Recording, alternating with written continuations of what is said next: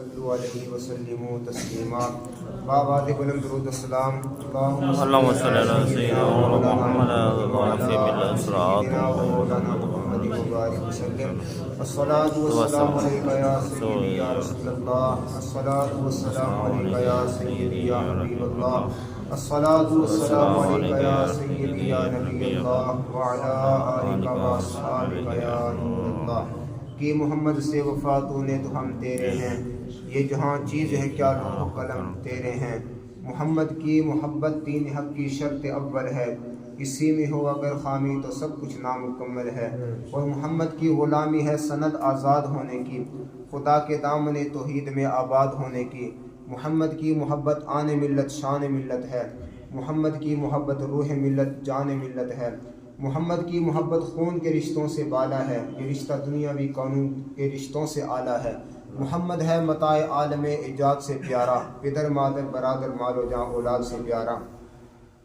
علامہ اقبال رحمۃ اللہ تعالی علیہ فرماتے ہیں جب عشق سکھاتا ہے آداب خود آگاہی، کھلتے ہیں غلاموں پر اسرار شہنشاہی۔ دارا و سکندر سے وہ مرد فقیر اولا ہو، جس کی فقیری میں بوئے اسد اللہ ہی۔ آئین جمع مردہ حق گوئی و بے باکی، اللہ کے شعروں کو آتی نہیں ربائی۔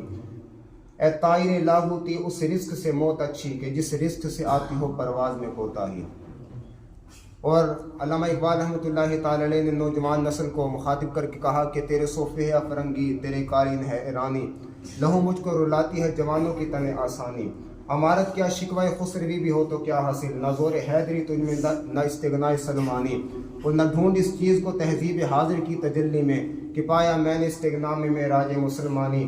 عقابی روح جب بیدار ہوتی ہے جوانوں میں، نظر آتی ہے ان کو اپنی منزل آسمانوں میں۔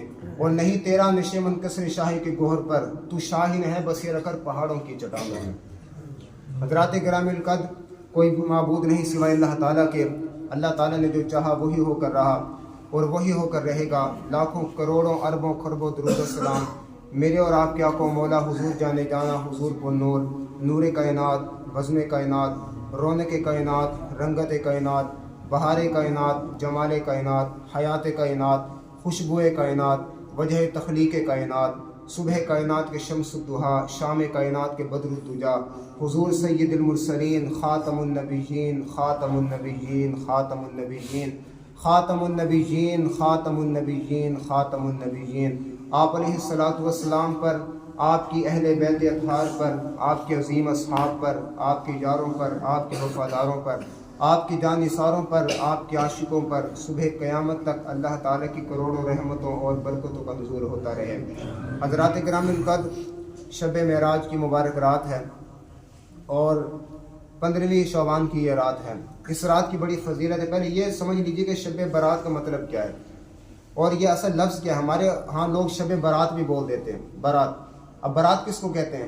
وہ جو شادی والی کی برات ہوتی ہے، تو یہ برات لفظ نہیں ہے، براعت لفظ ہے۔ بے رے الف آگے حمزہ پھر تا آتا ہے، براعت۔ شب کہتے ہیں رات کو، اور براعت کا مطلب ہوتا ہے چھٹکارا یا آزادی۔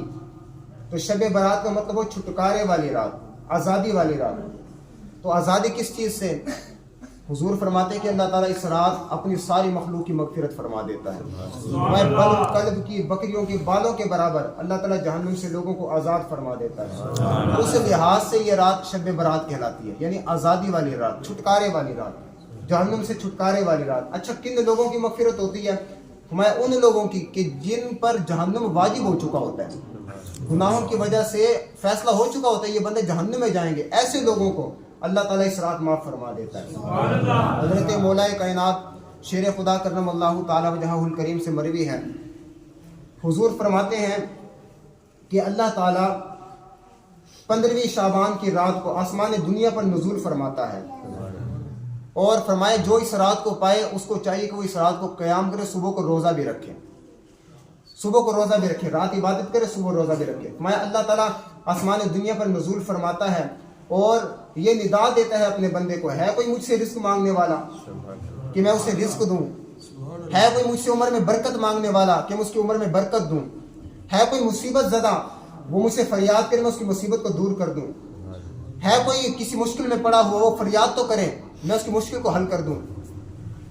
یار بتائیں وہ بندہ کتنا بد نصیب ہوگا کہ اس کا مالک اس کو کہہ رہا ہے اے میرے بندے مجھ سے مانگ کیا مانگتا ہے میں تجھے دوں گا. اور بندہ خراٹے کی نیند سو رہا ہو, خواب خرگوش کے مزے لے رہا ہو, سویا پڑا ہو, اس کا مالک اس کو پکار رہا ہے اور کہہ رہا ہے کہ مجھ سے رزق مانگ. تو فریاد کرتا رہتا ہے نا, لوگوں کے پاس جا کر کہتا ہے جناب رزق کی بڑی تنگی ہے, آج تو مانگ کر تو دیکھ مجھ سے.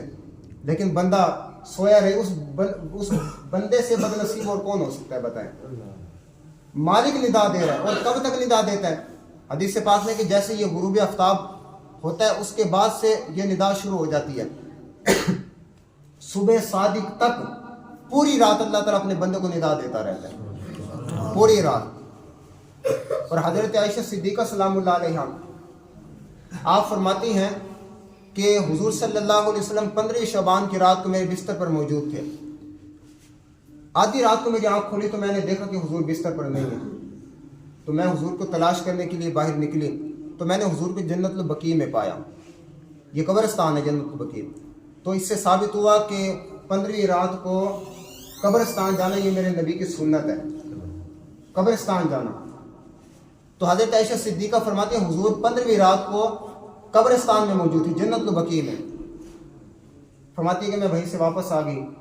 تھوڑی دیر کے بعد حضور گھر تشریف لائے اور حضور نے فرمایا اے عائشہ آج بڑی برکت والی رات ہے. میں بڑی برکت والی رات ہے. آج کی رات اللہ تعالیٰ بنو کلب کی بکریوں کے بالوں کے برابر لوگوں کو جہنم سے آزاد فرما دیتا ہے. اچھا, بنو کلب کی بکریوں کا ذکر کیوں کیا گیا؟ کیونکہ عرب کے اندر یہ واحد قبیلہ تھا جو سب سے زیادہ بکریاں پالتا تھا. سب سے زیادہ بکری یہ قبیلہ پالتا, لاکھوں کی تعداد میں بکریاں تھیں ان کے پاس. ایک ریوڑ کئی ہزار بکریوں پر مشتمل تھا. بھیڑ اور بکریاں کثرت کے ساتھ اس قبیلے کے پاس. اب اندازہ لگائیں ایک بکری کے جسم پر کتنے بال ہوتے, کوئی بندہ گنتی نہیں کر سکتا. اربوں خربوں بال ایک بکری کے جسم پر. میں بنی کلب کی بکریوں کے جسموں پر جتنے بال ہیں نا, میں اتنے لوگوں کو اللہ تعالیٰ جہنم سے آزاد فرما دیتا ہے. تو یہ کثرت کی طرف اشارہ ہے, کثرت کی طرف. اتنی کثرت کے ساتھ اللہ تعالیٰ اپنی مخلوق پر رحم فرماتا ہے. اور آگے حدیث پاک کو ذرا توجہ سے سنیے گا. آج کچھ عقل کی اندھیاں اور قسمت کے مارے ہوئے لڑکے اسلام آباد کی سڑکوں پر آ کر عورتوں کے حقوق کی بات کرتے ہیں. اس حدیث پاک کو غور سے سنیں. جبریل آیا ہوا ہے اور وہ اس رات کی فضیلت بیان فرما رہے ہیں, اور 15ویں شعبان کی رات ہے. میرے مصطفیٰ کیا فرماتے ہیں؟ فرمایا عائشہ تم کیا سمجھ رہی تھی, تم پیچھے جو دیکھنے تھی تم کیا سمجھ رہی تھی میں تمہارا حق چھوڑ کر کسی دوسری زوجہ کے پاس چلا جاؤں گا؟ قربان جائیے مصطفیٰ کی ذات پر, جیسے حقوق خواتین کے میرے مصطفیٰ نے بیان فرمایا, خدا کی قسم کوئی پیدا ہی نہیں ہوا کہ ویسے حقوق اس میں کسی نے دیے ہوں جیسے حقوق میرے مصطفیٰ نے دیے.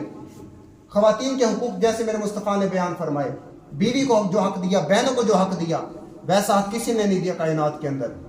حضور فرماتے ہیں کہ تم کیا سمجھتی ہو کہ میں تمہارا حق چھوڑ کر کسی دوسری زوجہ کے پاس چلا جاؤں گا؟ میں عائشہ آج تمہاری باری ہے نا, آج برکت والی رات ہے اور جبریل آیا ہوا ہے, تو آپ مجھے اجازت دیتی ہو کہ میں کچھ دیر رب کی عبادت کر لوں؟ جملہ پر غور کریں. میرے مصطفیٰ اجازت طلب کریں حضرت عائشہ صدیقہ سے. باری ہے سیدہ حضرت عائشہ صدیقہ کی. میرے مصطفیٰ اجازت طلب کر رہے ہیں.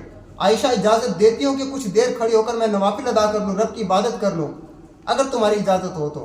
حضرت عائشہ صدیقہ نے ہاتھ باندھ کر عرض کی فدا قومی و ابی یا رسول اللہ, یا رسول اللہ میرے ماں باپ آپ پر قربان ہو, میں کون ہوتی ہوں کہ رب کے اور تمہارے درمیان جو ہے وہ حائل ہو جاؤں, میں کون ہوتی ہوں؟